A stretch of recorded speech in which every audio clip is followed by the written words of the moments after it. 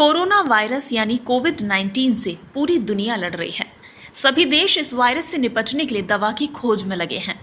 ऐसे में अगर कोई ये दावा करे कि उसने वायरस से निपटने का तरीका खोज लिया है, तो इजराइल के रक्षा मंत्री नफ्ताली बेनेट ने सोमवार को दावा किया है कि हमारे देश के वैज्ञानिकों ने कोरोना महामारी से निपटने का तरीका खोज लिया है। ये तरीका है एंटीबॉडीज का। इजरायली रक्षा मंत्री नफ्ताली बेनेट के दफ्तर से जारी बयान में कहा गया कि ये टीका मोनोक्लोनल तरीके से कोरोना वायरस पर हमला करता है और बीमार लोगों के शरीर के अंदर ही कोरोना वायरस को खत्म कर देता है। हालांकि रक्षा मंत्रालय की तरफ से जारी बयान में ये स्पष्ट किया गया है कि क्या इस टीके के लिए मानव पर परीक्षण किया गया था। इस इंस्टीट्यूट द्वारा कुछ क्लिनिकल परीक्षण की जानकारी जरूर मिली है। इंस्टीट्यूट के वैज्ञानिकों ने उस प्रोटीन की पहचान कर ली है जो मरीज के शरीर में वायरस को मारने में सक्षम है। Israel institute for biological research IIBR इस शोध के बारे में जल्द ही पेपर भी प्रकाशित करने वाला है। गौरतलब है कि इजराइल अपने हथियार और दुश्मनों को मुंहतोड़ जवाब देने के लिए जाना जाता है। ये चुपचाप होकर खोज करता है, नए हथियार बनाता है। कई देशों में छपे लेखों में इसका भी जिक्र है कि इजराइल छुपकर जैविक और रासायनिक हथियारों पर भी काम करता है। इतना ही नहीं, रासायनिक हथियारों से होने वाले नुकसान को कम करने के लिए दवा बनाता है। इजराइल में डिफेंस इंस्टीट्यूट ही इन सभी कामों पर नजर रखता है। इसकी स्थापना 1952 में तत्कालीन PM के वैज्ञानिक सलाहकार अर्नेस्ट डेविड बोगमन ने इजराइल के डिफेंस फोर्स के साइंस कोर के रूप में की थी।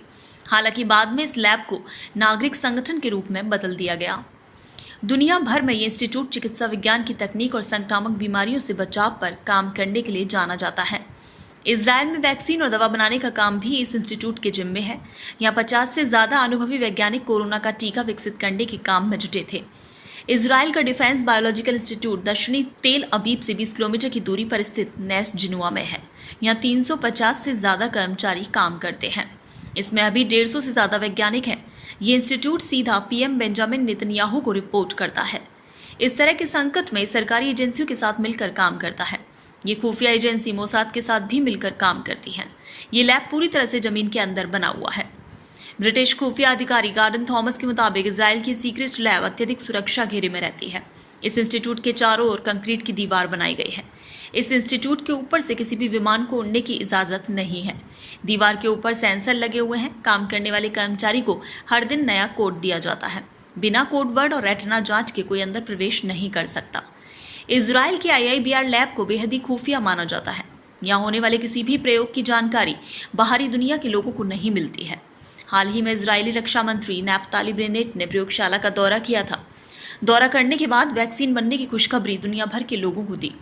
वहीं अब इजरायली रक्षा मंत्री नफ्ताली बेनेट ने कहा कि Israel institute for biological research को कोरोना वायरस की एंटीबॉडी विकसित करने में कामयाबी मिली। ये दावा किया है कि इजराइल के IIBR संस्थान में अब एंटीबॉडी के विकास के सभी स्टेज पूरे हो चुके हैं।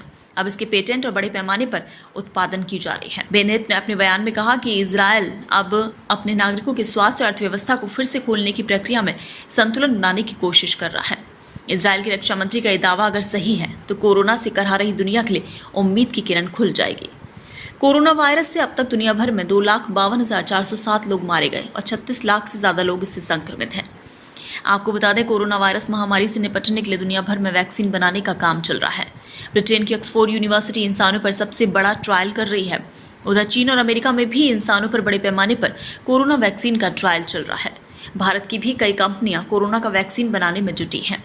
वहीं एडवांस मेडिकल साइंस पर काम करने वाले वैज्ञानिक कोरोना वायरस से लड़ने के लिए एंटीबॉडी बनाने की दिशा में काम कर रहे हैं। आइए जानते हैं दोनों में क्या फर्क होता है और ये शरीर पर कैसे काम करता है।